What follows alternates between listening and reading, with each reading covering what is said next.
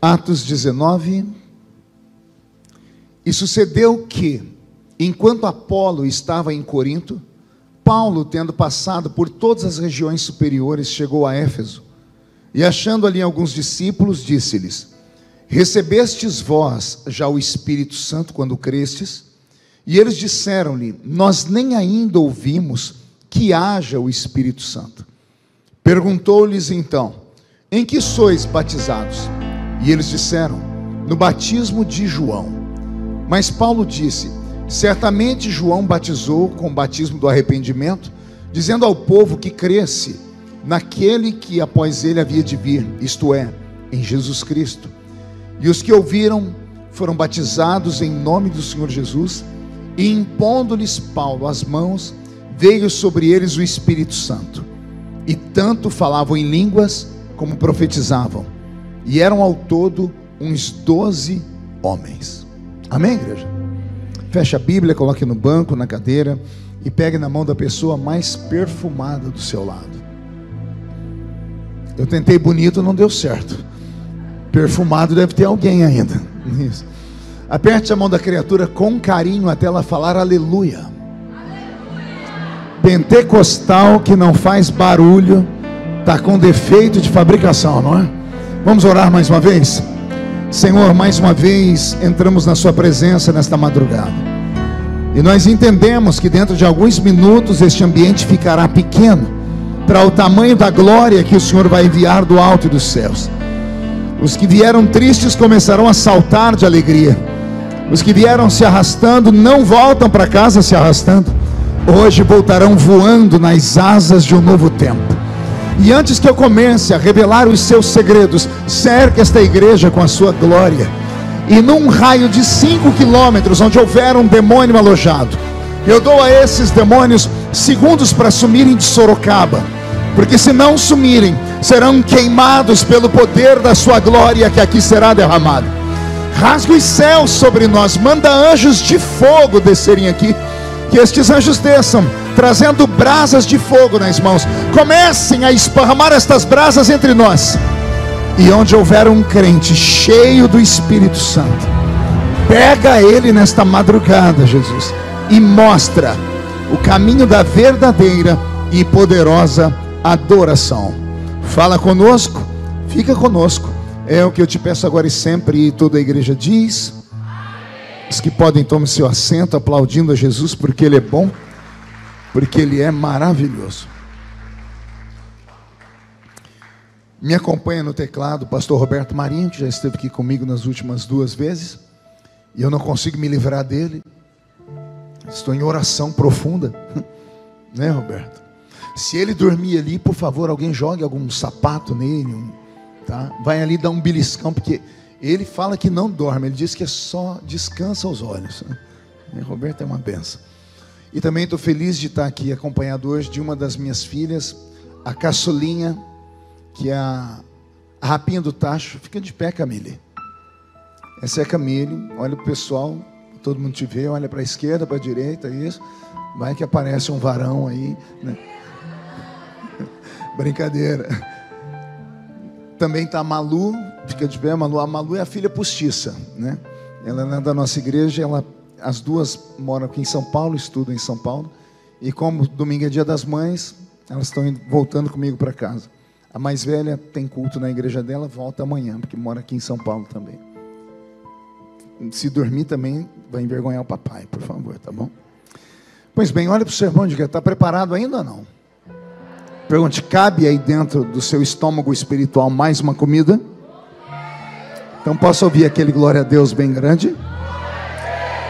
Vou fazer só um pedido de olhos fechados, todo mundo de olho fechado, porque aí ninguém fica com vergonha. Eu tenho aquela dificuldade de estar pregando e ver pessoas mascando chiclete na minha frente, à esquerda, à direita. Então, se você puder agora engolir o chiclete, é porque se você tirar ele, você vai querer colar na cadeira, e a cadeira foi comprada com dízimo, oferta, é tudo santo. Isso. Em nome de Jesus, eu acho que já deu tempo. Pronto, pode abrir os olhos. E agora, se eu ver alguém mascando chiclete, eu aponto o dedo em vergonha, tá bom? Porque eu fiz um pedido com todo carinho. As pessoas perguntam para mim: o que o senhor tem problema com chiclete? Tenta mascar chiclete na presença de um juiz de direito na hora de uma audiência. Você pode sair preso, porque isso para eles é uma falta de respeito. Então eu aprendi assim, vivo no meio das autoridades. E aí quando eu chego na igreja, a maior autoridade está aqui, que é Deus. Se a gente respeita um juiz, respeitemos a presença do Eterno aqui, né? E eu sempre brinco, vai que você é um crente bem pentecostal e eu estou te ajudando. Pergunte por quê. Imagina se Jesus te pega e você dá um glória a Deus, o chiclete voa e cola no cabelo da pessoa que está na sua frente. E a pessoa diz, pense no inferno. Acabou a bênção, o milagre, foi tudo para o espaço. Amém, gente? Mais um glória a Deus aí, por favor. Roberto, mude a música para mim. O texto que eu li é um texto muito lindo, é um texto carregado de revelação profunda, e é um texto de um dos personagens que eu mais amo, que é o apóstolo São Paulo. Acho que eu preguei sobre ele aqui da outra vez. Fizemos uma viagem na vida do apóstolo São Paulo, muita gente aprendeu coisa boa. Então hoje eu quero contar uma nova história sobre esse grande apóstolo. Para mim, um homem fora da curva, sabe aquele pontinho fora da curva? É o apóstolo São Paulo. O único problema dele é que ele é o 13º apóstolo, e esse número para mim é maldito, né? Inclusive o Roberto está comigo trabalhando há quantos anos, Roberto? Quase 14. Entendeu? Se falar, a gente sai no tapa nós dois, né? Isso é uma brincadeira só. Mas o apóstolo São Paulo, ele empreendeu inúmeras viagens missionárias. Na verdade, 3 viagens missionárias por inúmeras cidades. Ele é o apóstolo dos gentios, é o profeta para aqueles que não eram judeus. Deus deu a ele uma habilidade única com as palavras. Ele conhecia tanto filosofia, conhecia teologia. Ele criou parte daquilo que nós conhecemos como cristianismo. Antes do apóstolo São Paulo, o cristianismo que existia era um cristianismo judaico, ou um judaísmo cristão. Foi Paulo que arrancou o ranço da religião judaica do nosso meio, para que a igreja ficasse purificada. Então nós devemos a Paulo boa parte daquilo que nós somos. O apóstolo São Paulo está aqui agora na cidade de Éfeso. Diga comigo, Éfeso. Éfeso é a 3ª maior cidade da Grécia. Em baixa temporada, uma cidade com 500 mil de habitantes. Em alta temporada, 1 milhão de habitantes. E eu estou falando isso há 2000 anos atrás. Então não era só uma cidade, era uma megalópole. Era uma cidade extremamente grande. Ela tinha um porto e ficava num ponto tão estratégico da Ásia, que todas as embarcações que cruzavam por aquele caminho eram obrigados a parar ali para reabastecer, né? Os motores eram braços de escravos que não conseguiam trabalhar por muito tempo, então eram obrigados a parar para descansar, pegarem comida, água. Então o comércio era muito ativo, a cidade era muito rica, e era uma cidade grega. Diga comigo, grega. Olha para o seu irmão e diga, lembra dos gregos? Alguém já estudou sobre os gregos aqui? Pense numa raça diferente, uma raça... parece que Deus olhou para eles, deu tudo para eles no tempo deles. Os gregos eram ricos, eram inteligentes, eram bonitos e tinham espiritualidade. Imagine, pareciam ser perfeitos. Quando eu falo que eles eram bonitos, é porque o DNA deles era diferente de verdade. Até hoje, quando passa um homem muito bonito perto da rua, a mulherada fica ouriçada e diz, lá vai um Deus grego.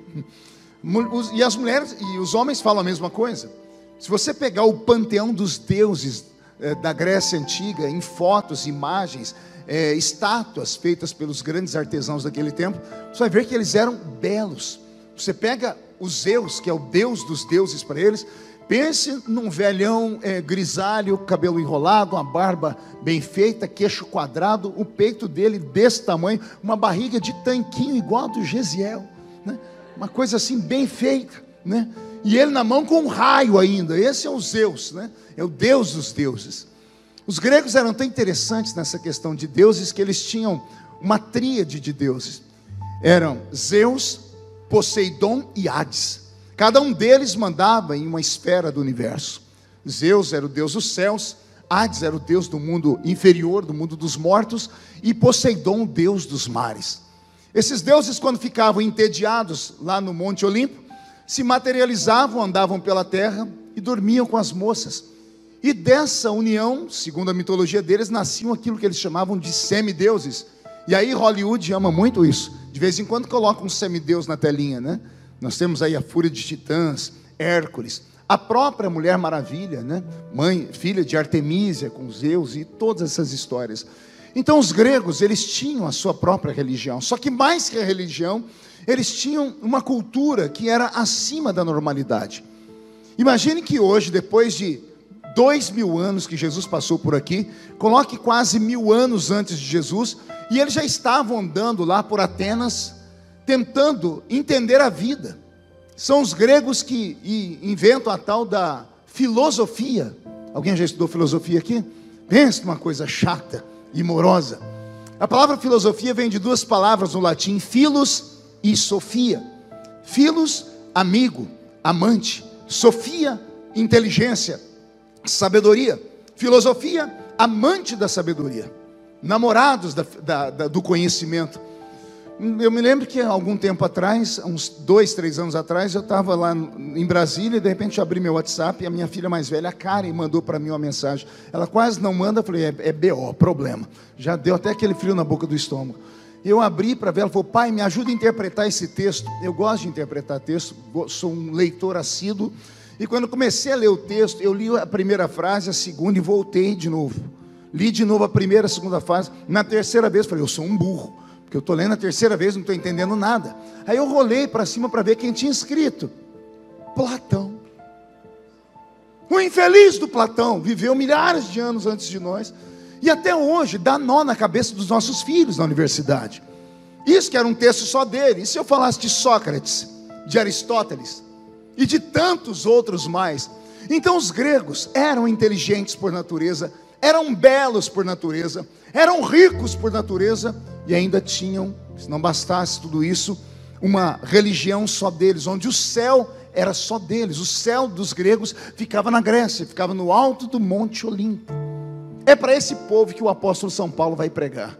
É por isso que eu amo esse pregador. Pense num homem de coragem. Como ele se converte ali em Israel, ele poderia muito bem ter descido, atravessado a faixa da cidadezinha de Tebas, indo para o Egito, e o Egito é o primeiro país da África, e ele poderia ter emprenhado pelo continente africano, e ele encontraria ali milhares de tribos, de pessoas que até os dias de hoje, se hoje passam fome e necessidade, imagina milhares de anos atrás. E é muito mais fácil você ganhar uma pessoa que tem necessidades do que uma pessoa que não tem necessidade de nada, aparentemente falando. Eu tenho amigos que já foram para o continente africano e voltaram com fotos onde num culto ganharam 2.000 pessoas para Jesus. E não é difícil, simples. Eles chegavam lá, iam para uma cidade, compravam um caminhão de comida com roupas e levavam esse caminhão para o interior da África. Chegava lá no interior e anunciava que as pessoas iam ganhar comida e roupa. As pessoas vinham aos milhares. E depois de dar a comida e a roupa, eles só falavam assim: vocês ouviriam agora por meia hora eu falar? E ao falar de Jesus, aquelas pessoas entregavam o coração para Jesus, porque viram que alguém as amou. Então, se alguém quisesse começar um ministério bonito, com milhares de almas, era só descer para a África. Mas o Nanico Paulo não. Ao invés de ir para a África, ele disse: eu vou para a Grécia. Pense numa loucura. Pregar para uma pessoa que tem disfunção de imagem, que quando olha para o espelho não sabe se está de frente ou de costa, que a pessoa se acha feia, tem crises existenciais, é mais fácil, que você vai falar para ela que Jesus ama ela de dentro para fora e vai acabar conquistando ela. Quero ver tentar pregar o mesmo evangelho para Gisele Bündchen, para Leonardo DiCaprio, apesar que agora ele está uma bolinha também, mas já foi bonito. Mas estou falando de pregar para pessoas que aparentemente não têm necessidade nenhuma.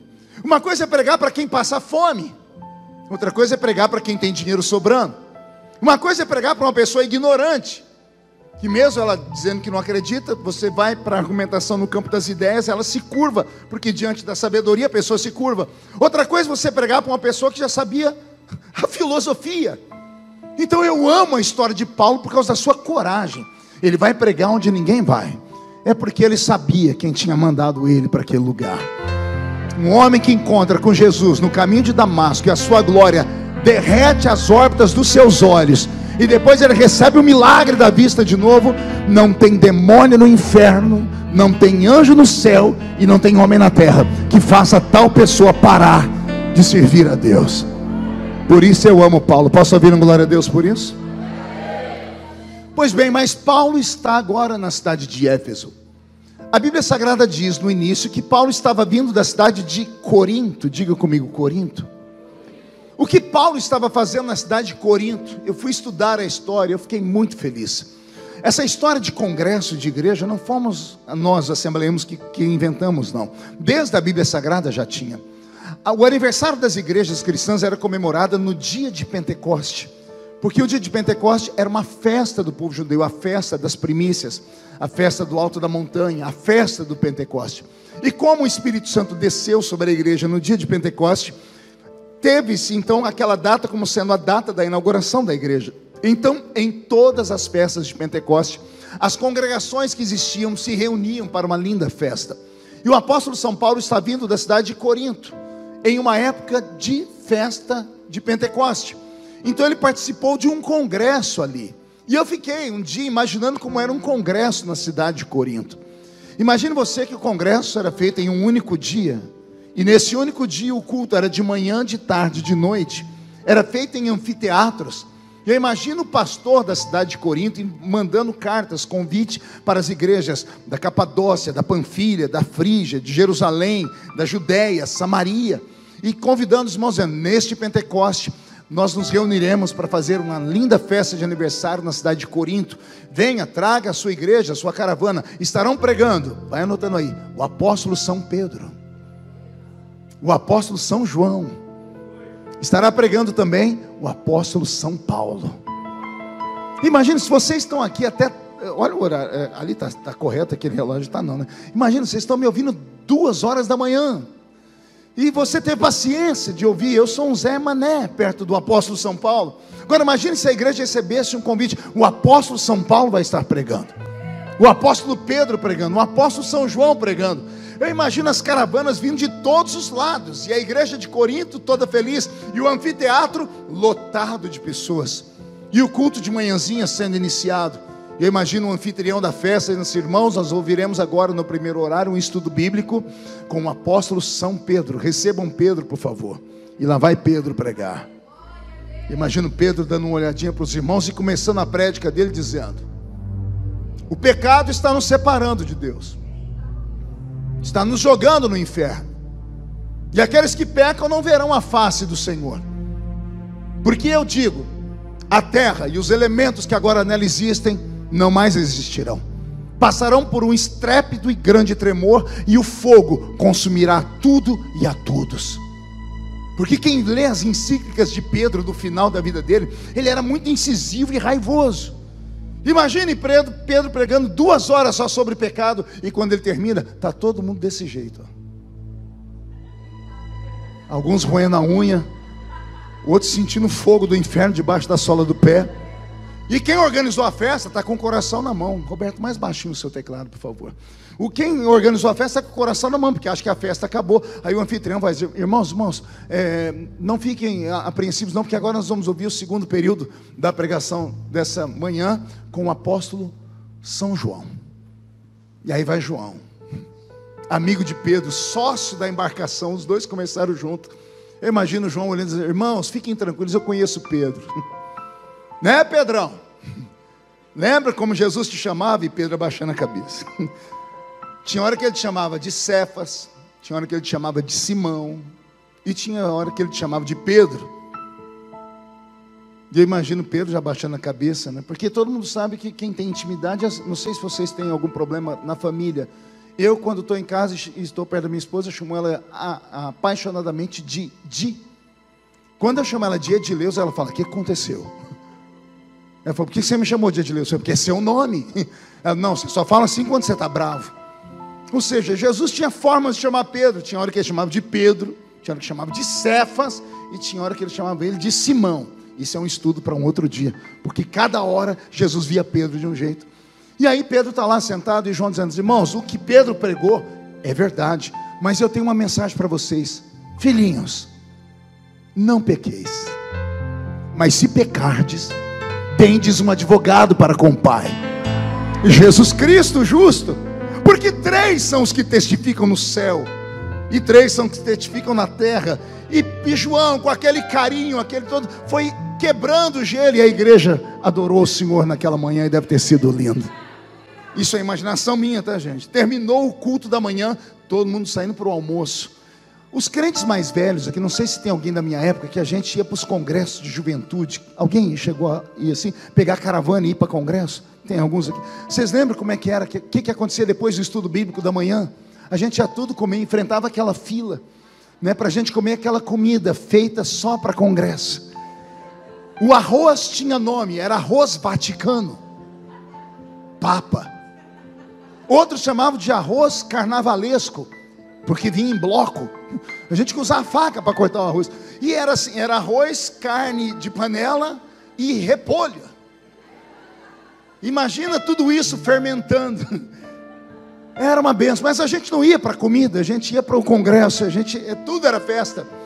O problema era do culto da tarde, porque dava um sono e uma vontade de ir para o banheiro. E agora imagine todo mundo sentando no anfiteatro e o irmão dizendo assim: irmãos, não durmam, calma, gostaram da comida? Porque agora nós vamos ouvir o apóstolo São Paulo pregar. E todo mundo murmurando: é ele, é o homem do caminho de Damasco. Dizem que ele é calvo, diz que ele é assim. E quando sobe aquele nanico de 1,5 metro para a tribuna, sem nenhum tipo de apontamento, e o pastor deve ter dito: ó, será apenas ele que vai ensinar de agora até o início do culto da noite.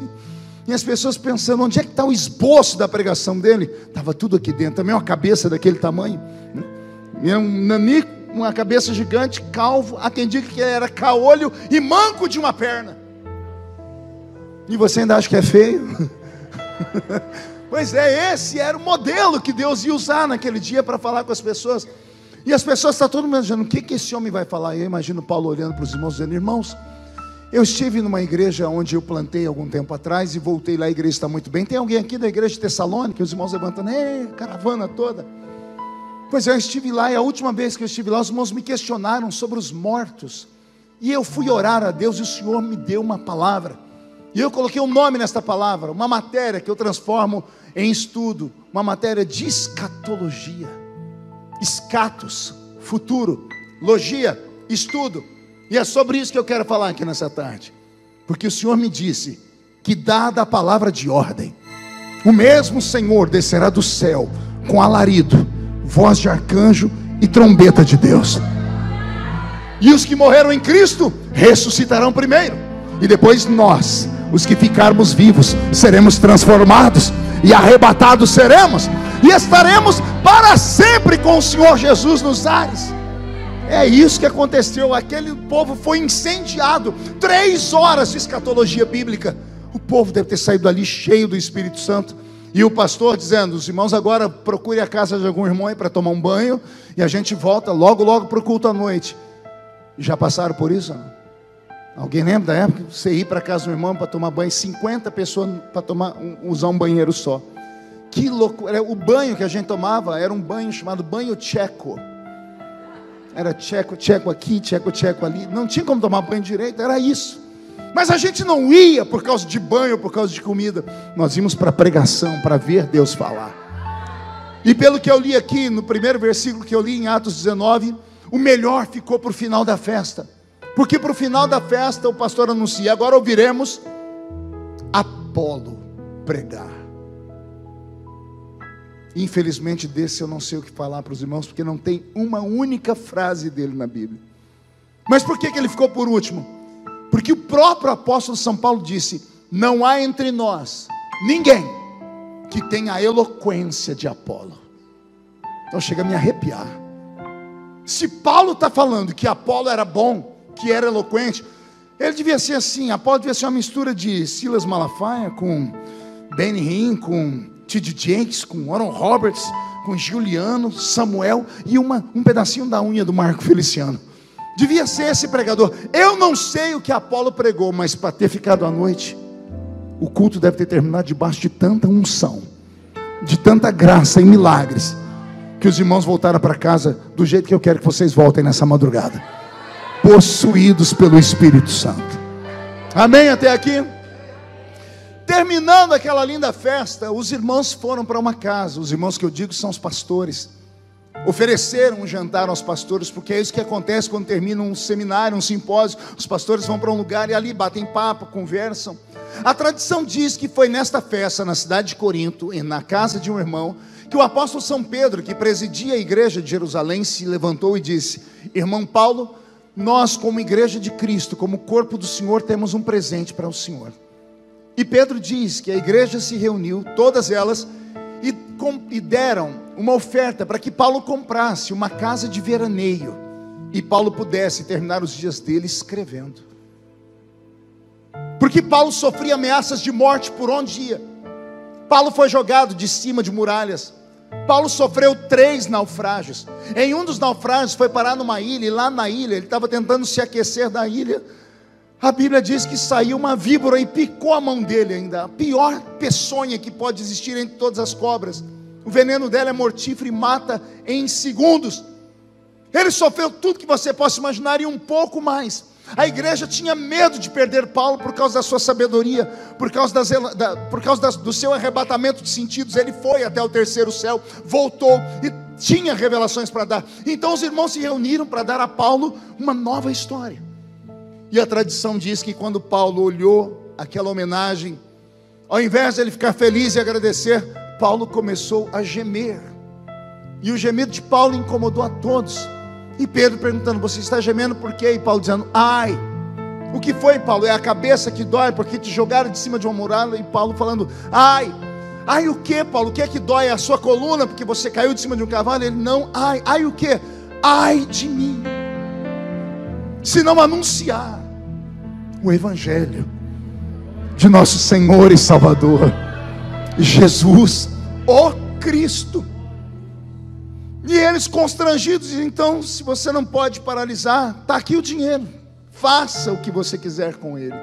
E é com esse dinheiro que Paulo, comprando uma passagem, vai para a cidade de Éfeso. O problema é que ele já esteve naquela cidade quando ele era mais jovem, quando ele tinha ímpeto, quando ele tinha coragem de sobra. Ele desce no porto da cidade de Éfeso, e logo nos primeiros quarteirões ele já começa a pregar para os gregos. Ele vai pregando com tanta veemência, que o que ele recebe são pedradas. E Paulo é obrigado a fugir da cidade de Éfeso, entrar no porto, se esconder entre os tambores e entrar dentro de um navio escondido para não morrer, porque ele sofreu o maior terror do início do ministério dele naquela cidade. E agora que ele está velho, Gesiel, o Espírito Santo se move e diz assim: é chegada a hora de você voltar lá na cidade de Éfeso. Eu imagino ele agora dentro de um barco, imaginando como seria a chegada dele no lugar onde ele quase foi assassinado. E agora chegando no porto da cidade de Éfeso, descendo, ele não é mais o jovem Paulo, ele não é mais o valente Paulo, ele agora é um ancião. E o que falta ao ancião, que é o vigor e a destreza de um jovem, sobra nele aquilo que o jovem não tem de jeito nenhum, que é a experiência. Dessa vez ele desce em Éfeso, ele não começa a pregar para um, para outro, querendo colocar Jesus aqui. Ele entra e começa a mapear a cidade. E quando ele começa a mapear a cidade, ele viu coisas que ele nunca tinha visto antes. A primeira coisa que ele descobre é que a cidade de Éfeso tinha uma das 7 maravilhas do mundo antigo, que era o templo da deusa Diana, a Diana dos Efésios. A Diana dos Efésios, também chamada de Afrodite, era um espírito. A Bíblia Sagrada chama ela de rainha dos céus. Era um comando dado por uma potestade maligna que dominava a cidade de Éfeso. O templo dela era uma das 7 maravilhas do mundo antigo, não à toa. Era um templo que tinha 800 portas, 200 portas de cada lado, porque era um quadrilátero. Imagine o tamanho desse lugar para ter 200 portas, uma do lado da outra, com um espaço ainda de metros. Era algo fenomenal. Em cada uma das portas do templo da deusa Diana ficava uma sacerdotisa ou um sacerdote. Sacerdote ou sacerdotisa da deusa Diana, também chamado de sacerdotes cultuais. Esses sacerdotes ficavam esperando as pessoas que iam a este templo diariamente levar os seus sacrifícios.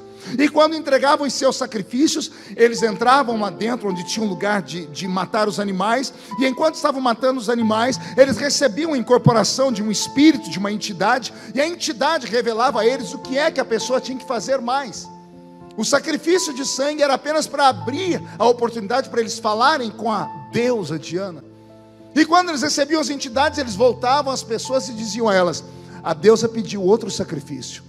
Você tem que dormir com um homem, com uma mulher, com 10 homens, com 10 mulheres, ou com animais. Dentro deste templo haviam 800 quartos. E eram nesses quartos que aconteciam as piores orgias que você possa imaginar. A sociedade inteira de Éfeso era uma sociedade pervertida. Não havia limites. Tanto que quando você estuda a civilização grega, os gregos não conheciam a palavra moral. Então eles eram imorais, pastor? Não, eles eram amorais. O moral não existia para eles. Então era normal um homem dormir com 2 homens, 10 homens, uma mulher dormir com uma mulher, ou com 10 mulheres, ou eles dormirem com animais. Era isto que aquela deusa, a deusa Diana, exigia daquele povo. Quando Paulo percebe o tamanho do ambiente infernal que havia, ele começa a entender porque ele sofreu quando chegou ali a primeira vez despreparado. Ele entendeu que aquela terra tinha comando e tinha dono. E o dono daquela terra eram entidades, eram demônios poderosos. Não esses demônios que hoje frequentam algumas igrejas pentecostais que a gente conhece por aí. Esses demônios que têm apelidos, né? Zé Pilintra, Exu Caveira, Tranca-Rua, Chefão. Não, isso aí é café pequeno perto dessas entidades que eu estou falando. Até porque esses espíritos que se manifestam em igreja evangélica, eu costumo dizer que são espíritos kamikazes. Eles querem se suicidar.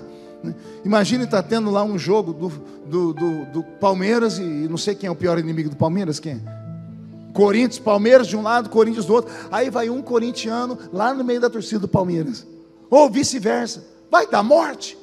Imagina um demôniozinho desse, michuruca, entrar numa igreja com 500 crentes pentecostais. O que é que ele quer fazer aqui? Cansou de viver e sabe que só nós temos poder de amarrá-lo e mandá-lo para o abismo.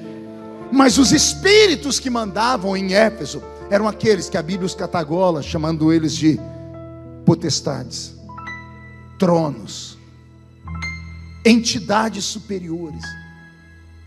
Mais ou menos como aquele espírito que atormentou Daniel por 21 dias sem deixá-lo receber a resposta da oração.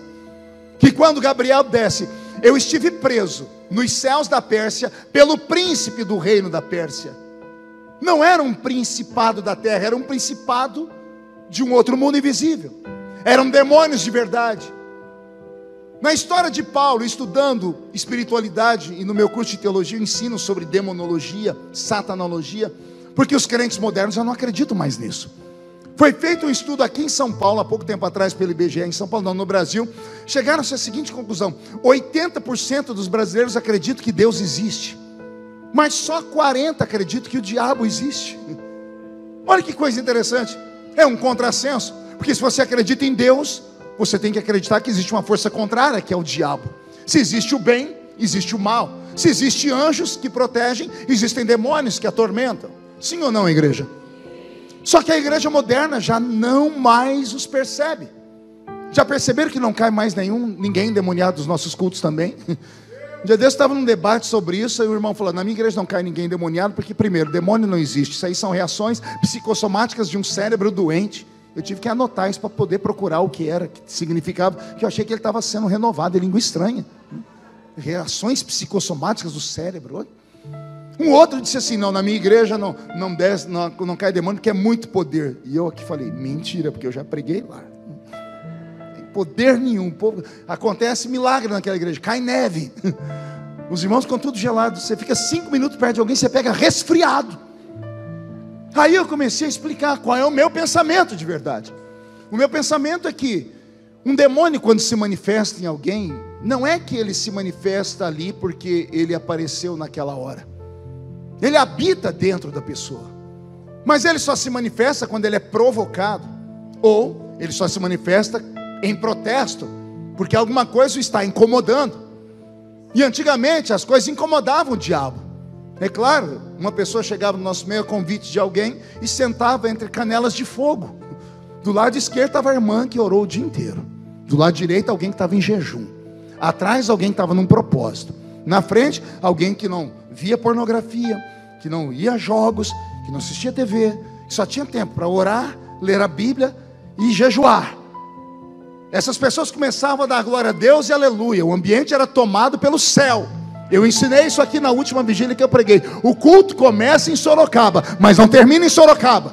Ele termina nas regiões celestiais. Nós vamos subindo na medida que o culto vai subindo.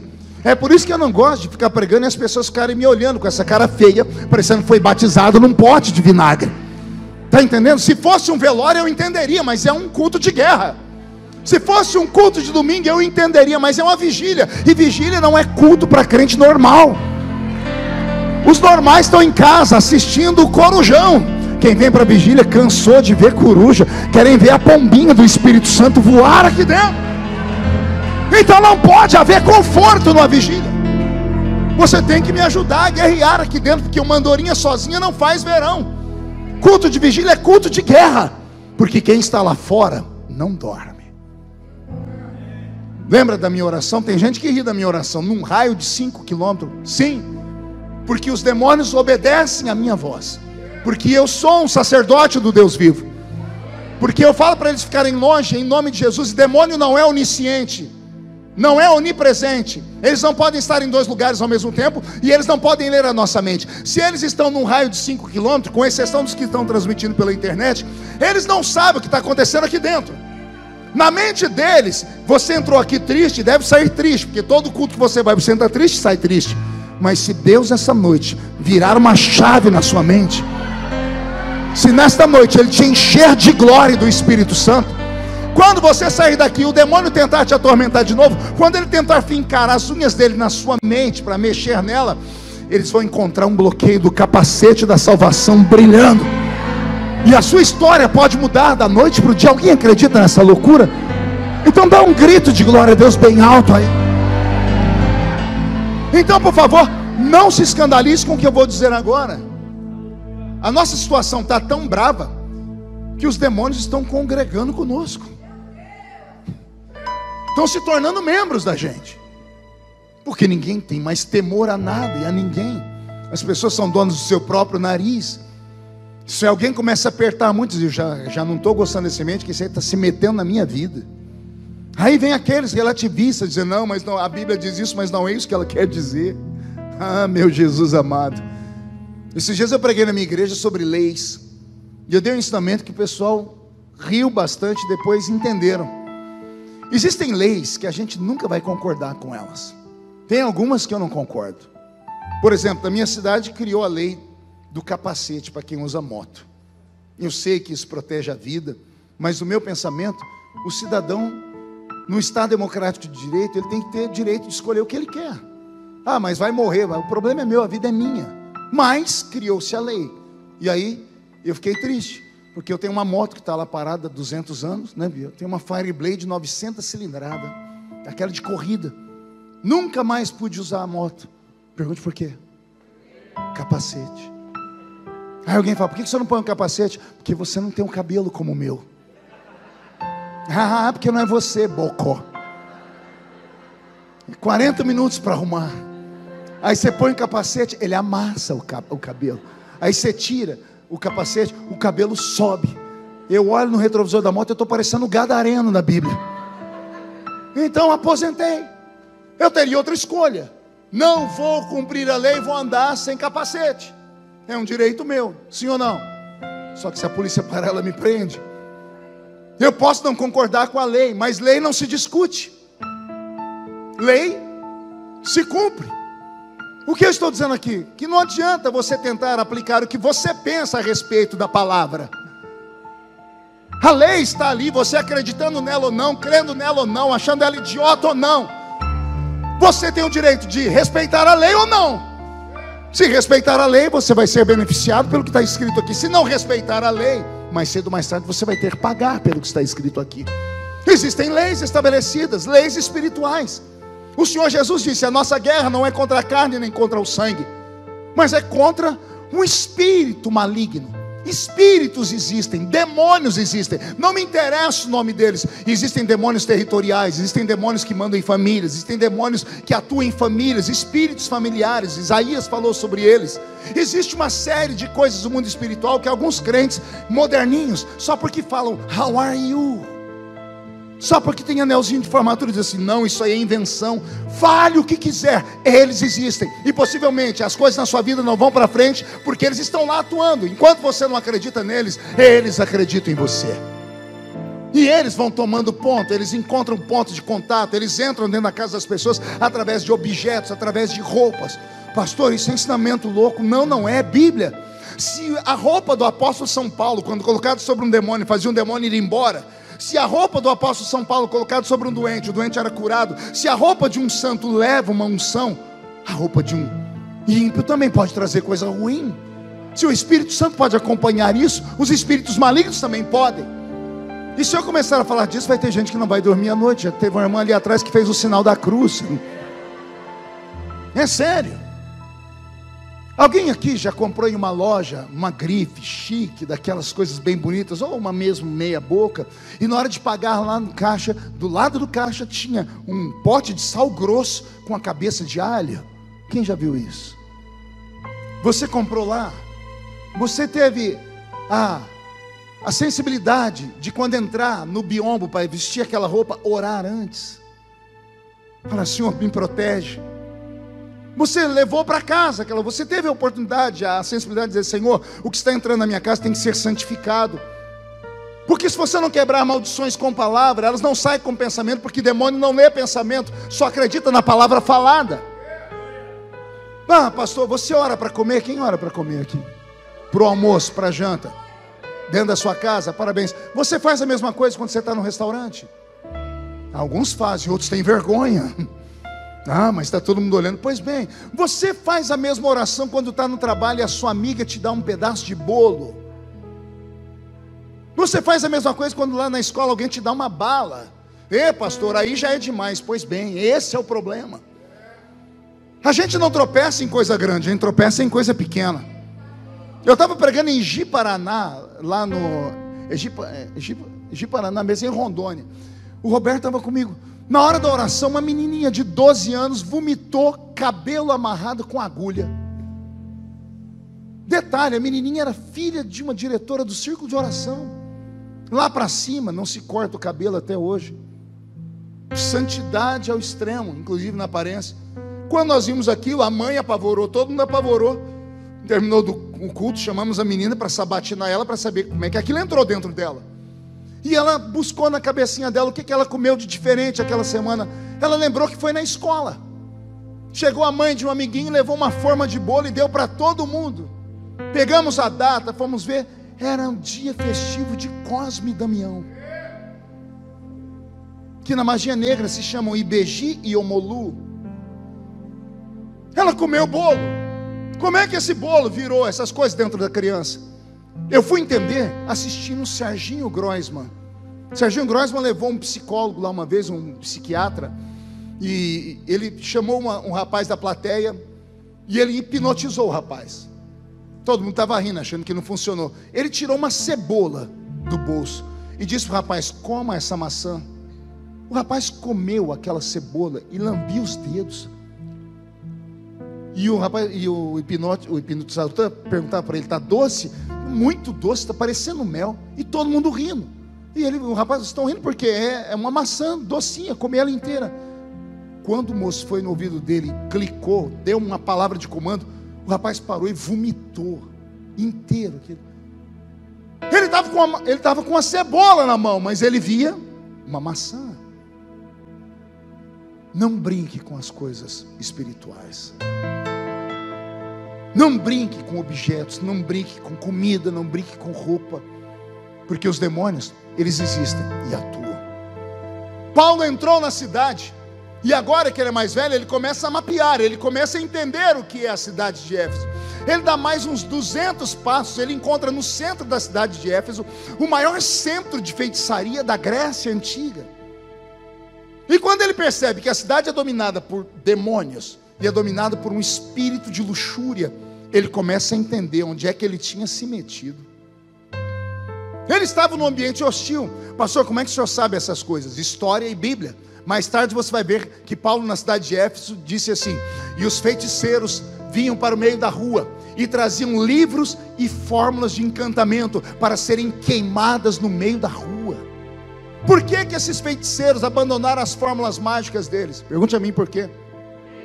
Porque Paulo, quando entrou lá dentro daquela cidade, ele falou isso na carta aos Coríntios, porque uma vez ele estando pregando aos Coríntios, os irmãos falaram: você nos ganhou, nós gregos, porque você era inteligente. E Paulo disse: não, quando eu falei com vocês, nada do que eu vos falei foi em sublimidade de palavras de sabedoria humana, mas quando eu estive entre vocês, eu estive em demonstração de espírito e poder.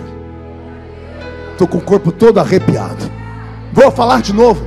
O intelectual Paulo, quando era para falar sobre os estoicos, quando era para falar sobre os epicureus, ele usava a filosofia. Mas quando ele entra num ambiente carregado de coisas espirituais, ele sai do homem intelectual e ele insere dentro dele o homem espiritual. E o homem espiritual chamado Paulo conhecia o céu pelo lado de dentro, porque Paulo sabia que Deus havia dado no dia de Pentecostes àquela igreja uma chave.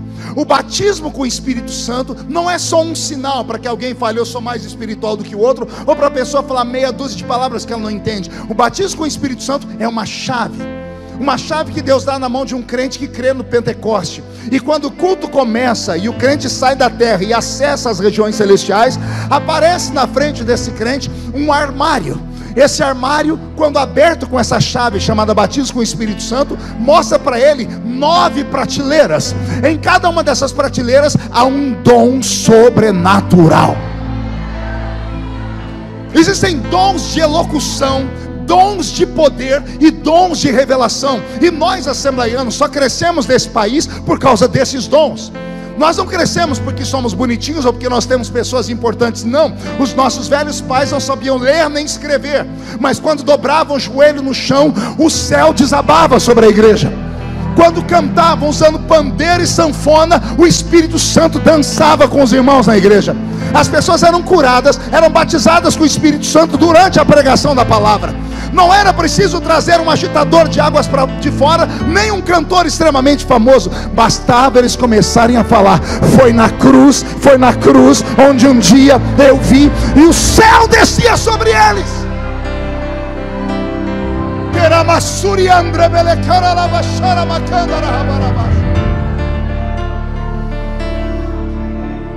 Estamos perdendo a nossa sensibilidade espiritual.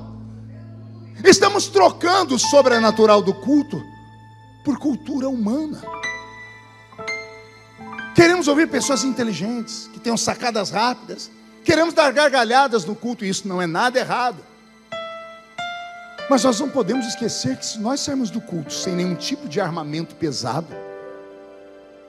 porque o diabo lá fora, você não vai vencer ele com sorrisinhos, nem sabendo ser uma boa pessoa, um bom cidadão, um bom pai, uma boa mãe. Isso é para dentro da sua casa. Mas para enfrentar o diabo verdadeiro lá fora, sem a presença do Espírito Santo, sem o poder de Deus, sem os dons que Deus deu à igreja para ornamentá-la, você não vai dar conta.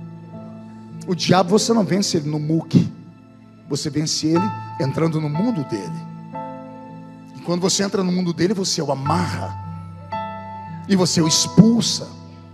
E para cada vez que ele coloca um espírito de enfermidade em alguém, vai você com dom de cura e repreende o espírito de enfermidade. Alguém acredita que Jesus ainda tem esses dons? Paulo, quando viu que havia demônios que dominavam aquela cidade, ele começou a andar e falou: Senhor, me mostra porque essa cidade é possuída.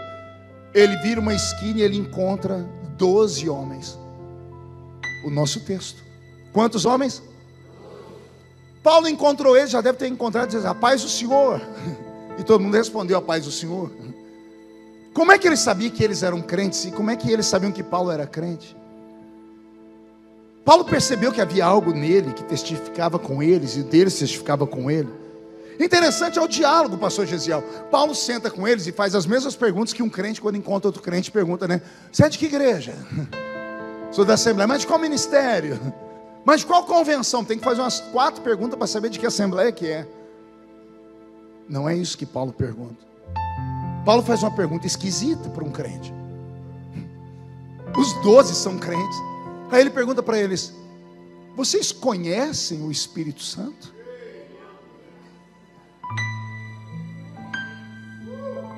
Fazia 20 anos que o Espírito Santo tinha descido sobre a terra.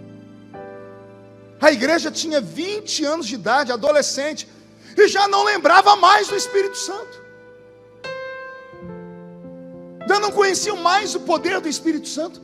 Olha o que eles respondem para Paulo: nós nunca nem ouvimos falar. A vontade que me dá é de chorar, porque eu pisei na Assembleia de Deus no primeiro culto. O menino que estava sentado do meu lado começou a falar umas coisas esquisitas, que eu saí de perto dele.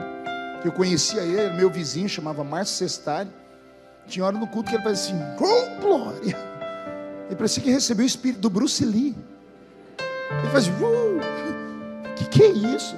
Terminou o culto, eu falei assim com ele: ô Márcio, a sua mãe é dona de uma floricultura? Ele falou: não, porque você ficou a reunião inteira falando samambaia, samambaia. Que samambaia é essa? Aí ele abriu aquela boca dele desdentada e disse: não é samambaia não, é língua de anjo. E eu falei: e você fala língua de anjo? Ele disse: falo. Quer escutar? Eu falei: quero. E ele começou: samambaia, samambaia, samambaia. E eu fui apartando dele. Eu falei: como é que você sabe falar isso? Aí ele abriu a Bíblia em Atos 2. Estavam todos reunidos no mesmo lugar, quando de repente veio do céu um som, como de um barulho forte e impetuoso, e encheu a casa onde estavam assentados. E foram vistos por eles línguas repartidas como que de fogo, as quais pousaram sobre cada um deles. E todos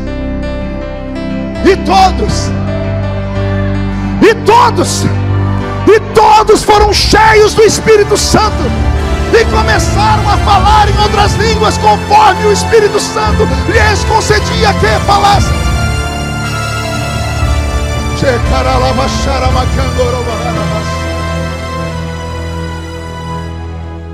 Vocês conseguem compreender?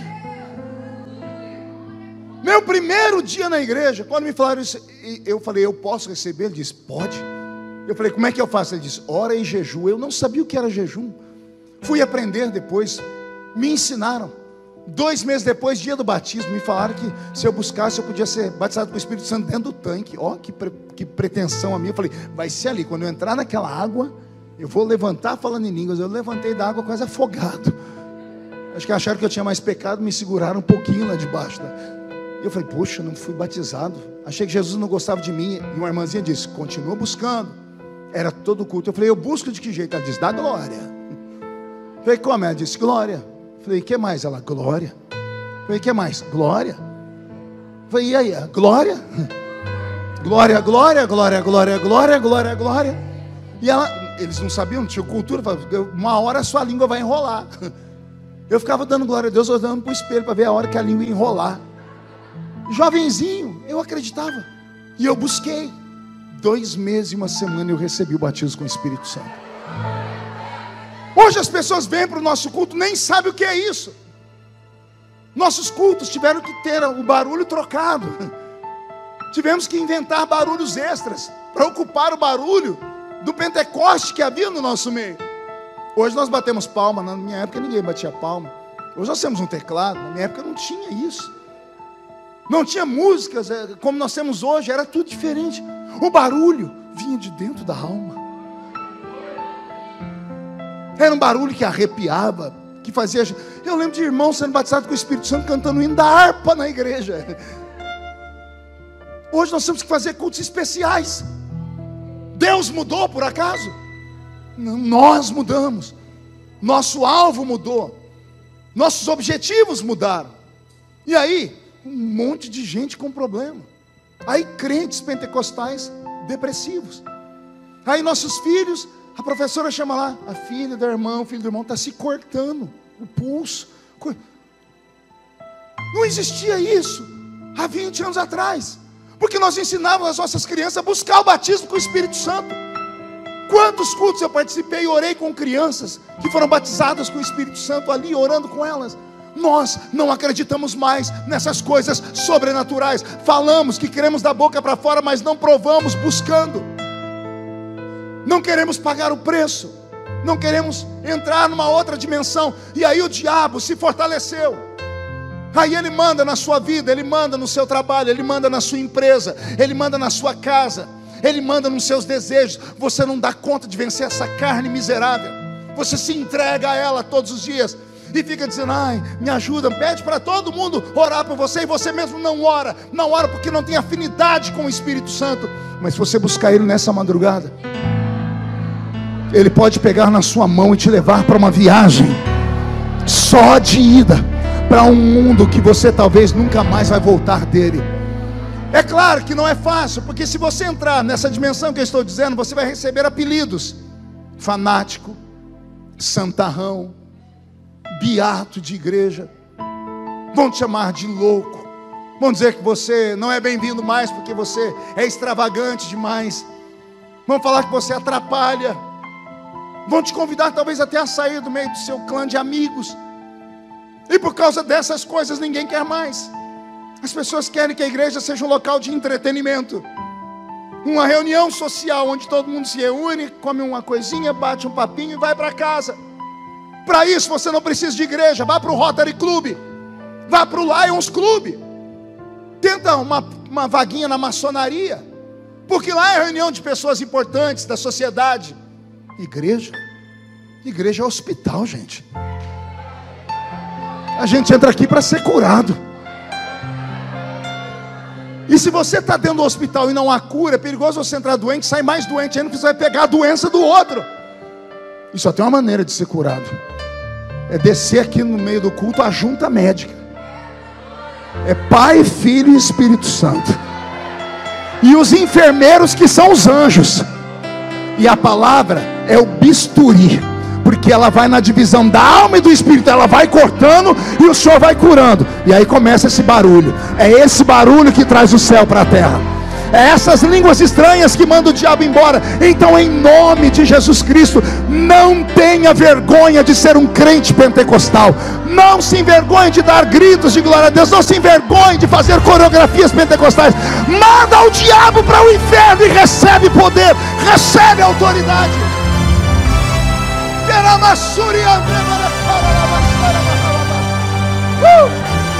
Aleluia! Estou sentindo Ele aqui, Ele está aqui. Não é a vigília da resposta. Você não pediu a Deus uma resposta? Está aí a resposta. Não precisa entrar numa reunião onde tem um adivinho espiritual, porque os crentes estão correndo atrás de adivinhos. Não é preciso isso. Isso, esse tipo de língua aí. É isso que nós temos que ter na igreja.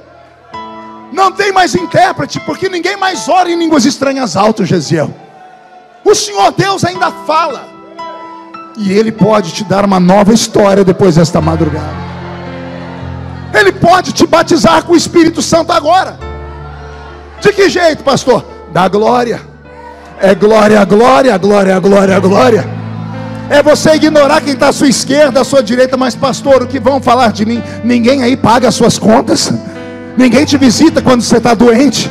Ninguém te busca quando você está caído. Então você tem que ignorar. Você tem que entrar aqui dentro desse hospital e gritar até a sua cura descer, até o seu milagre chegar. É aqui é o lugar de adorar. Recebe o seu milagre nessa madrugada.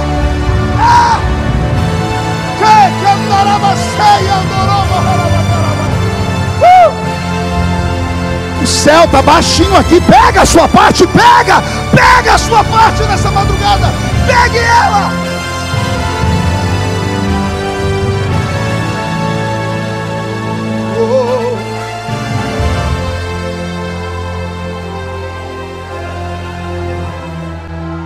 Olha só, falta 5 minutos para as 3 horas da manhã. Há um mistério às 3 horas da manhã. Os crentes mais velhos sabem disso. Quantas vezes eu fiz propósito e alguns fizeram? Não precisa colocar relógio. Senhor, me acorda às 3 da manhã para orar. Quem já fez isso? Quem acordou? Por quê? tem um mistério, tem um anjo das 3 da manhã. Porque às 3 horas da manhã é o início da vigília mais pesada. É o início da 4ª vigília. A 4ª vigília é a mais difícil, porque o corpo não está aguentando mais.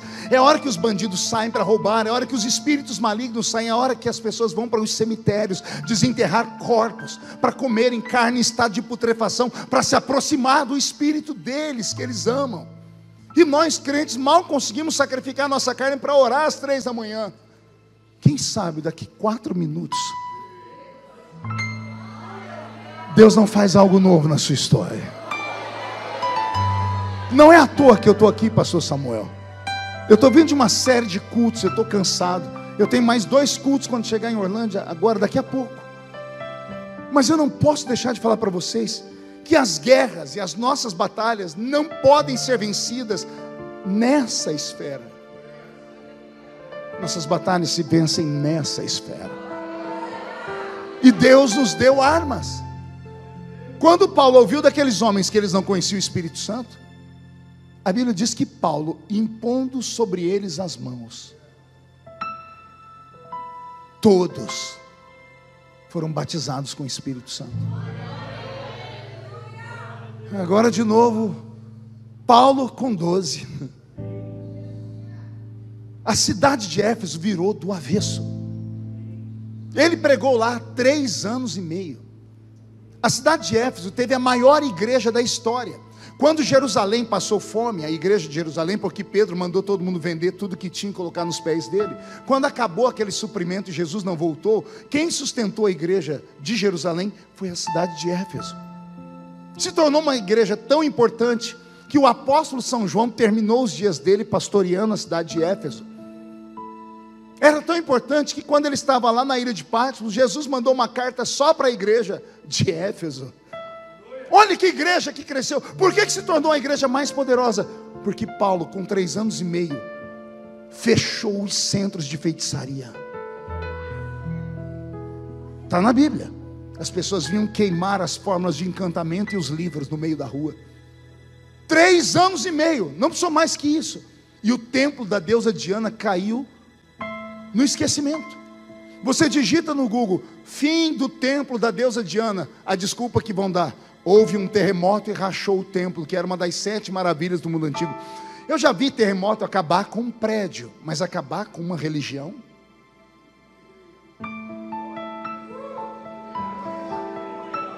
Houve um terremoto, quebrou o templo, essa é a desculpa que dão. Mas como que acabou a religião? Como que acabou a teoria ou o pensamento de que Zeus era o Deus? Por que a Grécia não acredita mais em Zeus? Zeus foi o Deus deles. O panteão grego era cheio de deuses que os gregos acreditavam. Acabou. Você vai lá hoje, até as crianças gregas dão risada. Virou gibi, virou historinha, virou filme da Marvel. Quem acabou com tudo isso? Um homem de 1,5 metro, com mais 12 homens cheios do Espírito Santo. 3 anos e meio dando de cara com o diabo e expulsando ele, mandando ele embora da cidade, dizendo: essa cidade tem dono agora. Já ouviu falar do demônio tranca-rua? Chegue na sua rua hoje e desafia ele para um duelo. Tem coragem? Botar o pé na sua rua e falar assim: ô, tranca-rua, quem manda nessa jossa aqui agora sou eu. É maluco o suficiente para chegar na sua casa, abrir a porta da casa ou do apartamento, abrir o relógio, colocar ele aqui na parte de segundos, de cronômetro, e falar assim: ó, 5 minutos para sair de dentro da minha casa. Ou não, 5 segundos. 5 minutos é muito tempo. 5 segundos para sair daí os demônios que atormentam os meus filhos, o meu marido, a minha esposa, as minhas finanças, o meu guarda-roupa, a minha despensa. 5 segundos. Cronometra. Não se assuste se você sentir um vento, seu corpo arrepiar, não tenha medo. Deu 5 segundos, não sentiu nada, entra em casa, tranca a porta, tranca a janela e diz assim: então agora vai ser no pau. Encarnei o Malafaia agora. Agora vou descer a ripa. Você vai fazer uma oração de guerra. Você vai andar dentro da sua casa expulsando demônios. Expulsa demônio da xícara do café, expulsa demônio do guarda-roupa, expulsa demônio debaixo da cama. Manda os demônios embora da sua casa. E fale para eles: se voltarem aqui, um anjo com uma espada de fogo vai esperar vocês na porta da minha casa, porque eu descobri quem eu sou. Eu não sou um qualquer, não sou um Zé Mané. Alguém acredita nessas maluquices? Então eu profetizo que vai haver uma mudança na sua história depois desta noite. Vai haver uma mudança no seu casamento, vai haver uma mudança na sua empresa, vai haver uma mudança na sua faculdade, vai haver uma mudança no seu relacionamento, vai haver uma mudança na sua rua, vai haver uma mudança na sua família, nos seus parentes, vai haver uma mudança aqui na DEVEC, pastor Samuel. Quando vocês mudarem de ambiente, Deus vai trazer um crescimento tão grande sobre Sorocaba, porque Sorocaba, como eu disse a primeira vez que eu pisei aqui, ela não precisa de mais uma igreja, porque tem igreja demais. Ela precisa da igreja, uma igreja possuída pelo Espírito Santo, e essa cidade se curvará diante do Senhor Jesus. Aleluia.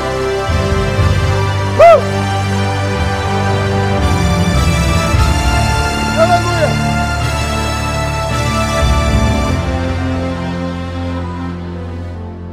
E foi assim que Deus mandou o diabo embora daquela cidade.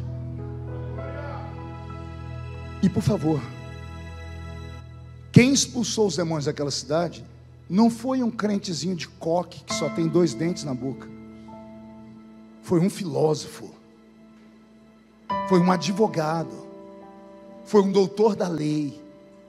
Estou dizendo isso porque as pessoas acham que o poder do Espírito Santo só vem sobre os irmãozinhos pobres. Há um preconceito. O povo pula, pode ver que é uma igreja de pobre. Então quer dizer que o Espírito Santo escolhe os pobres, é isso? Quer dizer que ele não vem aqui por causa do seu conhecimento, por causa do seu anel de formatura, o seu carro importado lá fora? Pastor, é porque eu não sou mais um crente menino. Isso é um crente o quê? Não, pastor, quando eu era criança. Então quer dizer que você virou um velho rabugento, é isso? Deus quer voltar a fazer,